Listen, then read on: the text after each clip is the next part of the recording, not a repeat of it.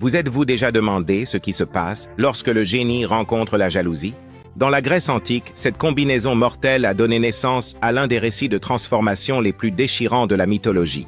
Dans les ateliers animés d'Athènes, où la poussière de marbre dansait sous la lumière dorée et où le bruit des marteaux résonnait dans les ruelles étroites, vivait le plus grand inventeur de tous les temps, Dédale. Son nom signifiait « l'ouvrier ingénieux » et ses créations défiaient l'imagination. Mais Dédale cachait un sombre secret qui allait tout bouleverser. Voici Perdix, le neveu de Dédale, âgé de 12 ans. L'enfant possédait un don extraordinaire qui fascinait autant qu'il effrayait son oncle. Alors que les autres enfants jouaient avec des jouets en bois, Perdix inventait des outils qui révolutionnaient l'artisanat.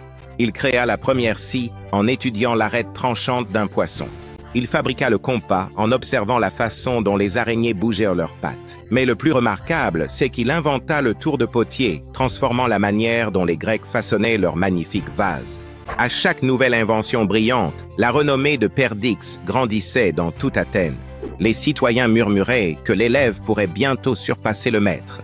Ces murmures parvinrent aux oreilles de Dédale comme un poison, nourrissant une jalousie qui dévorait son cœur.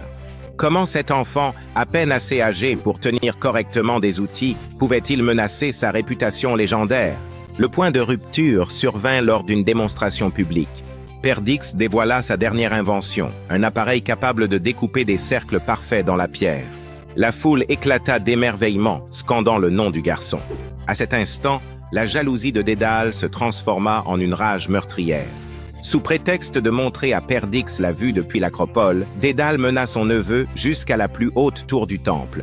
Alors que le garçon s'émerveillait devant Athènes, qui s'étendait à ses pieds, Dédale fit son terrible choix. D'un geste brusque, il poussa Perdix, le précipitant vers une mort certaine sur les rochers en contrebas. Mais Athéna, déesse de la sagesse et des arts, observait la scène. Elle reconnut le véritable talent et ne pouvait supporter de le voir détruit par une jalousie mesquine. Alors que Perdix chutait dans les airs, elle le transforma en perdrix en plein vol, lui sauvant la vie par une intervention divine. La perdrix, nouvellement formée, s'envola vers la sécurité, mais le traumatisme demeura. Encore aujourd'hui, les perdrix refusent de construire leur nid en hauteur, préférant rester près du sol. Elles se souviennent, par la mémoire ancestrale, de cette terrible chute de la grâce. Dédale regarda avec horreur alors que son crime était révélé. Les dieux avaient été témoins de sa jalousie et l'avaient jugé indigne. Ce moment marqua le début de sa propre chute, menant finalement à son exil et à la mort tragique de son fils, Icare. L'histoire de Perdix nous rappelle que le talent menacé par la jalousie trouve souvent protection là où on s'y attend le moins.